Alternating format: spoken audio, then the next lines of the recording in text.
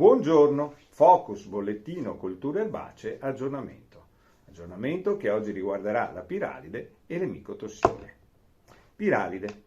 Le osservazioni di campo confermano come la terza generazione di piralide sia in pieno sviluppo sulle culture. Per quanto concerne il mais verde e di secondo raccolto è interessato soprattutto dalla presenza di ovature e di larve dei primi stadi. Si rinnova l'invito a monitorare gli appezzamenti per stabilire il livello di popolazione. Qualora sia superato questo livello di popolazione, è opportuno intervenire per ridurre l'impatto della piralide sulla cultura. Seguendo i bollettini di Veneto Agricoltura potrete avere in dettaglio le istruzioni su come fare il monitoraggio, le soglie indicative e le soluzioni per intervenire e controllare la piralide.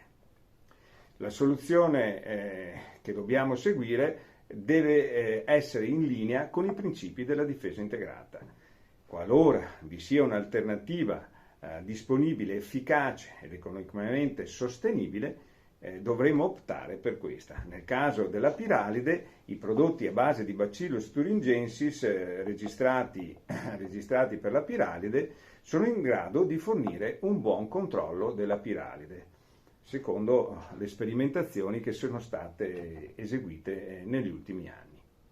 Quindi dobbiamo tener conto di questo seguendo i bollettini sul sito di Veneto Agricoltura, www.venetoagricoltura.org, bollettino Colture Erbacee, oppure richiedendo la spedizione via mail del bollettino, scrivendo a bollettino.erbacee@venetoagricoltura.org. Micotossine. Il modello previsionale continua a darci indicazione che il rischio di presenza di aflatossine e anche di fumonisine è elevato sostanzialmente su tutto il territorio regionale. È quindi opportuno porre attenzione a questa problematica e procedere secondo indicazioni precise per ridurre il rischio che la presenza di micotossine impatti fortemente sul valore economico anche della produzione che andiamo a raccogliere.